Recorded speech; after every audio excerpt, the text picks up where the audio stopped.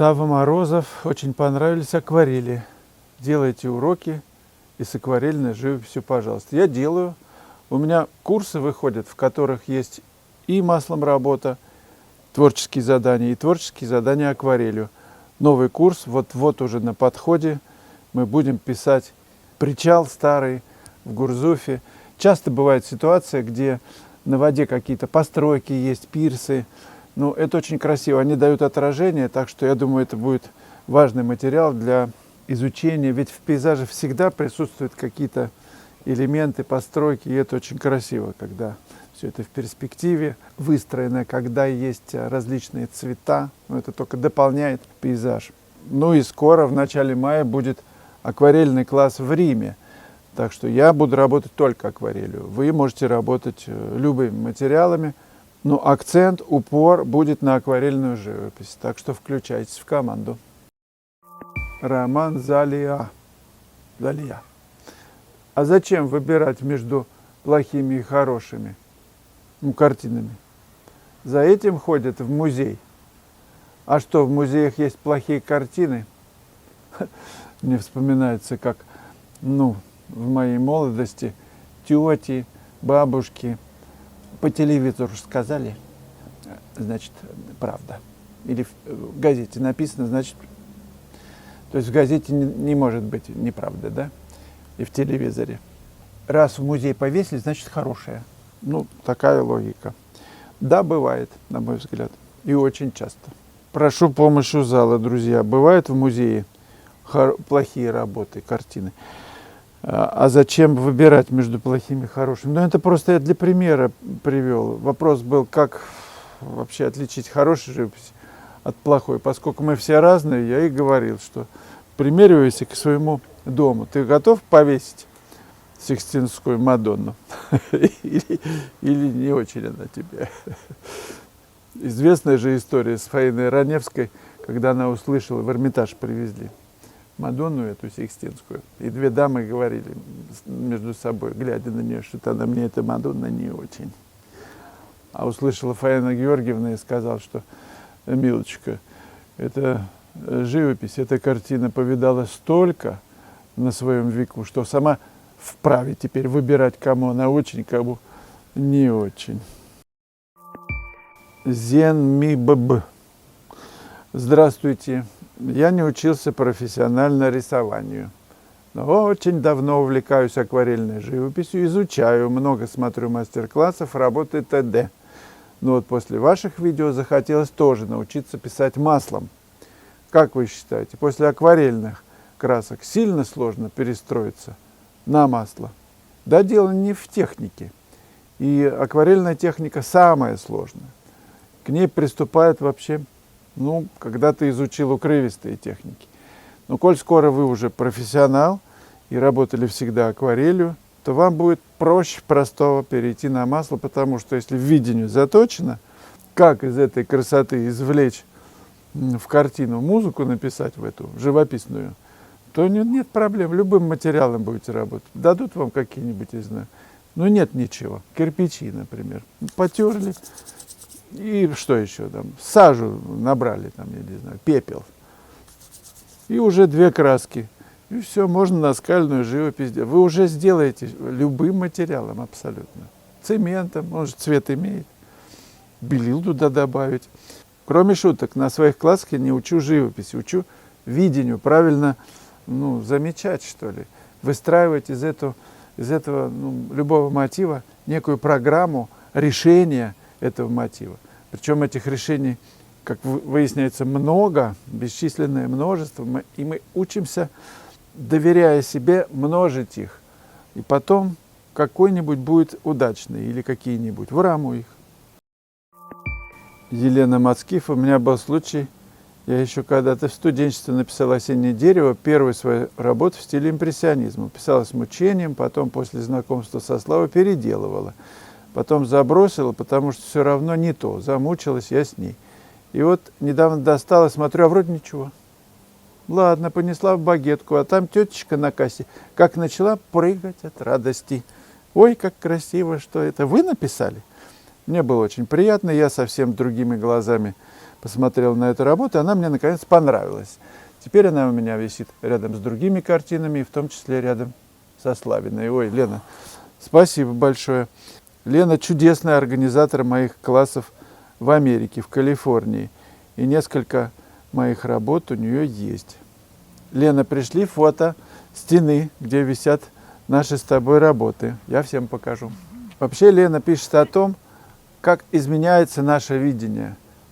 Мы работаем впечатленные каким-то образом, может быть, даже долго, отставляем это, через несколько лет, нам казалось все вообще ерунда полная, и мы измененным взглядом смотрим на это по-другому. Часто бывает так, что еще хочется пару мазков добавить, и вообще все становится на свои места. Но бывает так, что да, все в порядке. Как же так, я это раньше не видел. Как у вас, друзья, на эту тему? Светлана Артемова, а я зову друзей на день рождения и объявляю аукцион на мои картины. Покупают и как бы оплачивают мое творчество. Соответственно, предупреждаю, чтобы приходили без подарков. И всем приятно. Хорошая идея, Светлана, вообще класс. Друзья, это ноу-хау, лайфхак. Надо использовать. Александр Липовский, как-то вы мало знакомы с природой Крыма. Мало. Крымские видеоблогеры уже в этом марте показали цветущие сливы. Кстати, на смотровых площадках в Гурзуфе с видом на Мишку цветущие тюльпаны в парках и даже расцветший декоративный персик глазами местных. Так, а вы какое-то одно дерево пишете. Не хотите гоняться за натурой? Ё-моё. Ну, я съездил вот в этот самый, в парк Никитский позавчера и писал там персики. Ну, было пасмурно, туман был. Кто-то недавно спрашивал, как писать туман. Ну вот, будут пошагово все на картинах изложено, как писать персики в тумане. Да можно и одно дерево писать. Важно же не гнаться за количеством, а за качеством. Я, так сказать, и неудовлетворенность свою пестую, доканчиваю, приканчиваю, исправляю, дополняю. Тут все не так просто. Стелла 4 семерки 1. Все-таки импрессионизм – это мазня. Ну, кому-то нравится, да и ладно. Да, конечно, Стелла. Проходите дальше.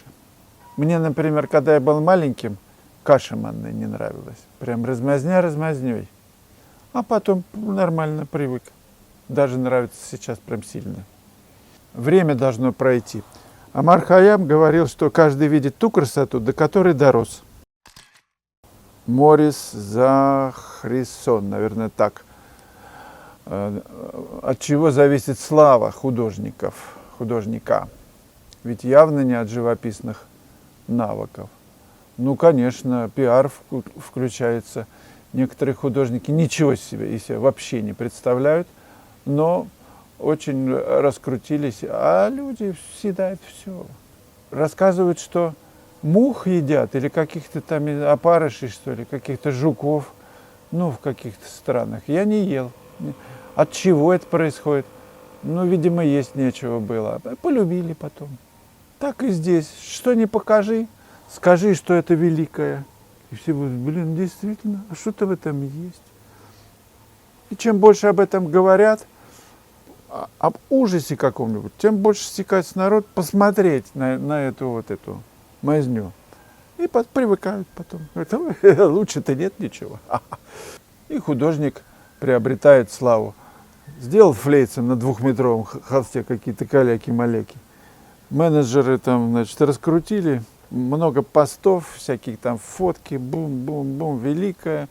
Что-то там он задумал, увидел, какие-то, не знаю что.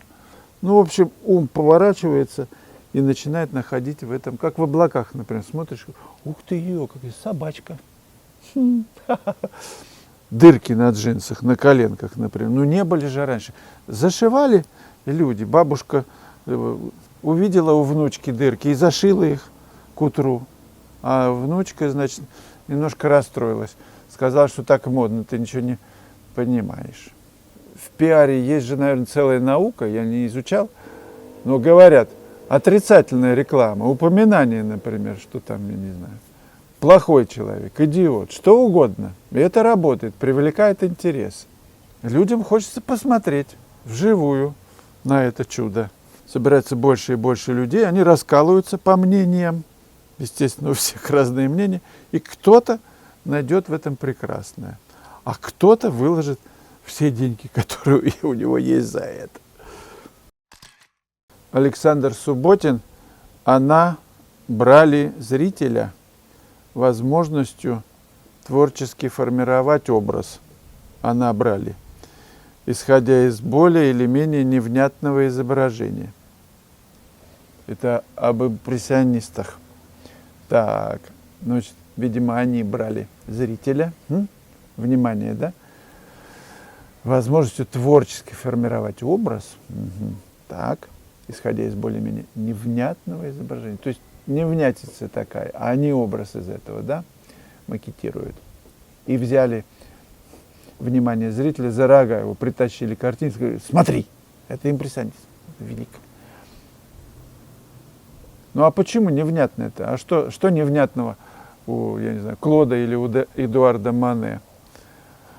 Ну, если вы видели их работы живьем, все в порядке у них, очень даже внятно, сильно внятно. Потому что до них были каноны, ну, краски какие-то такие, все такие темные. Определенным образом писались пейзажи, деревья, дали. Такие все, в общем, всем понятные, да? А тут появился, оказывается, холодные тени бывают фиолетоватые. Оказывается, и теплые с холодным дают эффект очень сильный. Ну и понеслась. Чего ж тут невнятного-то? Больше правды, на мой взгляд. Что думаете? На Бусти, это мой новый канал, я выложил новые видео. Полностью можно посмотреть там.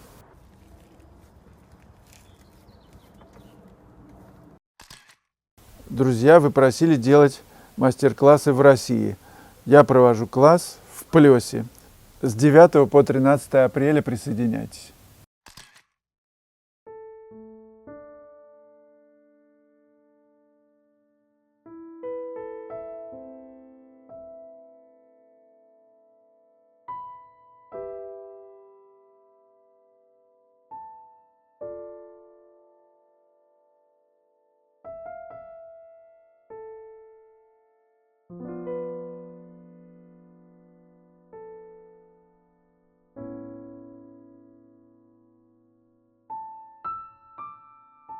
Спасибо вам, друзья, за ваши лайки, за поддержку моей деятельности. Ну, пока.